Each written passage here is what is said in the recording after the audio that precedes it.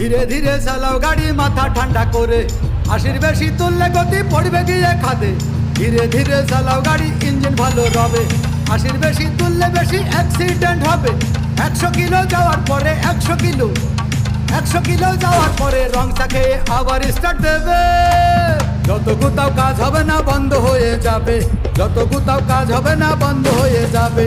বিরতিহীন ভাবে গাড়ি চালাইলে পরে গাড়ি যাবে গরম হয়ে, মোবিল বেশি খাবে। বিরতিহীন ভাবে গাড়ি চালাইলে পরে গাড়ি যাবে বন্ধ হয়ে, তেল বেশি খাবে।